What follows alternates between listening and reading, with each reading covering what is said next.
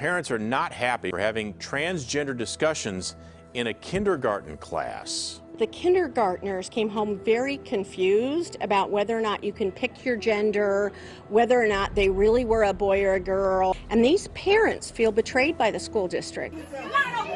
It is my job to teach my kids about sex. It's y'all's job to help teach about reading, writing, and arithmetic. And many parents say they feel betrayed and blindsided. The topics of gender identity don't require parent prior notice. Last year, my 11-year-old daughter was in elementary school here at Chico Unified, and her elementary school transitioned her from female to male behind my back. During one of those one-on-one meetings, my daughter told the counselor she wanted to tell me about her new identity. The counselor ignored her request and did nothing to support her in letting me know what was going on at school. Before this happened to our family, I would have not believed this was going on in our schools, especially at the elementary level. Treating every parent as a potential threat to their kids is wrong. It's a slippery slope to allow any adult in our schools to keep secrets from parents for any reason. Stop indoctrinating our children. If you don't want to hear it in a school board meeting, why should children be able to check it out of the school system? We have perverts that are perverting our kids. You know, and I know I'm not the only parent fighting this all across America right now. Schools are trying to poison our children's minds, teaching them about things that they have no right to be taught in school. The demonic, twisted, sneaky, vile. Is this what my tax dollars is paying for? These are our kids, not yours. We are yours. Do you want the proof? I have the proof. Is that what scares you, the proof? You work for me.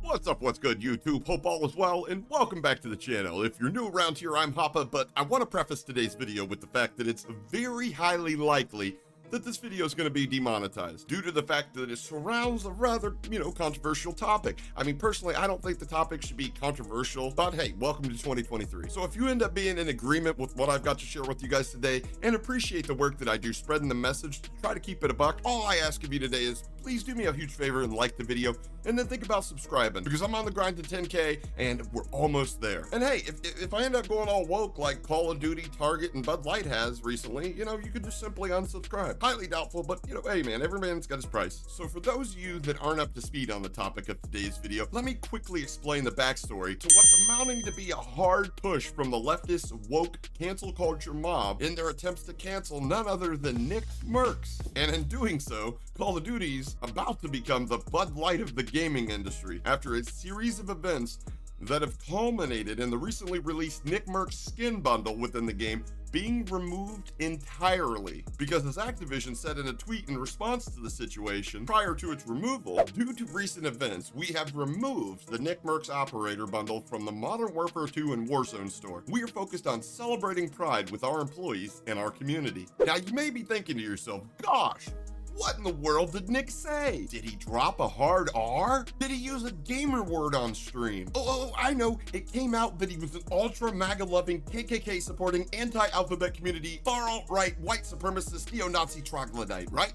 No? But that's what the idiots from the woke mob on Twitter pissing and moaning about what he did would have you think. Nickmercs said in response to a video posted in which a scuffle broke out amongst the crowd of people outside a school board meeting having to do with parents who were there to protest the school adding alphabet community propaganda during Pride Month. And also it reported that an unassociated group, like ones that don't have children attending that school district in which these parents were protesting, initiated that scuffle. But in response to this, Nickmercs replied to the tweet with, "They should leave the little children alone. That's the real issue." Oh, what might you possibly be talking about, Mr. Kolchef? Could he be referring to the little kids like those that should be protected from any type of sexuality at an age in which their minds are not fully developed enough to grasp the implications of certain actions and the people that force groom them like this? Disturbing footage surfaced of a drag queen performing in front of infants. Yes, infants. The vision is so shocking that we have to heavily blur it. But these are grown adults in bondage gear or in G-strings strutting around in front of tiny kids, infants, toddlers. The heavily sexualized drag shows is just the latest in a growing list of drag events being targeted towards children. I mean, it's wild to me to think they recently got rid of their talent communications person, aka the wokeness verifier. Shanice says what the fuck ever. But the amazing part to me is whomever replaced her must be a version of her on steroids. But you know what? I'm actually kind of glad they're trying to cancel him. I mean, I truly hope they fail, but one good thing's for sure kind of come with this. The disgusting individuals that are offended by what he said, well, that says a lot more about them than it does Nick. And I'm glad these people are outing themselves. And there's also no shortage of mid-tier streamers advertently supporting, potato elephant dog orange, when what Nick said actually happens to be 100% truthful and correct. If you don't believe me, then just take it from Nick himself, who after the backlash took to his stream to clarify to the people that he didn't mean to offend anybody. These are just his beliefs. And if you expect him to respect your beliefs, you've got to respect his. I'll say this. I saw a tweet and I didn't like what I was seeing, man. Okay, I saw parents brawling in front of a fucking school with kids. I just didn't fucking like it. You know, I'm sure a lot of you guys can understand how that video would piss some people off. It pissed me off. How do I put this? I gotta be very, very careful here. I don't want to piss anybody off. I'm making a lot of people mad. It wasn't my intention. My wife and I just had a baby. Brand new father. You know, we seen these kinds of videos. It's sad, you know.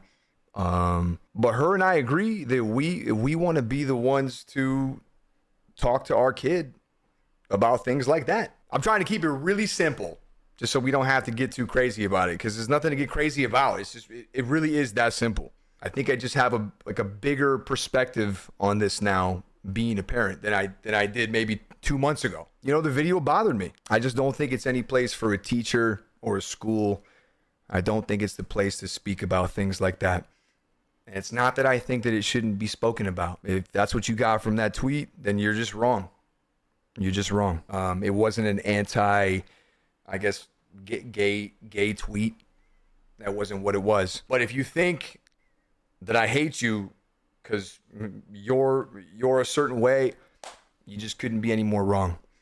That's not the truth. I do not feel that way. I just simply feel that I want to be the one and my wife wants to be the one to speak with our child about stuff like that. And that was the tweet. That was the tweet. I mean, reading through Twitter and seeing some of these other creators' opinions and outrage at what he said, it's kind of astounding to me. I'm literally convinced that Mike Judge is like a time traveler from a dystopian future that tried to warn us with what is amounting to be a prequel documentary like Idiocracy, first of its kind. I mean, if you can't agree with the statement he made and get behind an agenda that our children need to be protected so they can learn and focus on what's important, I don't know, like bridging the gap in our educational shortcomings.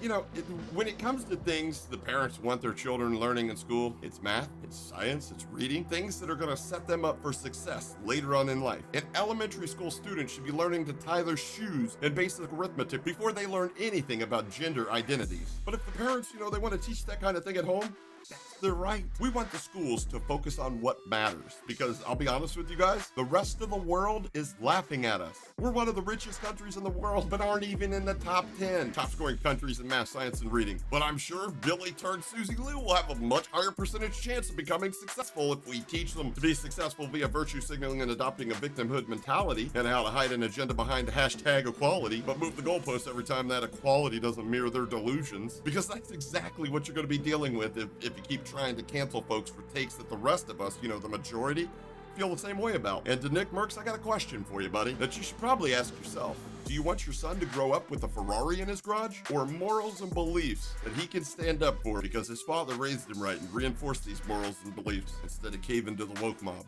And for all you Ukrainian flag-waving pronouns in the bio TDSF friend, and as my boy Plum would say, morons,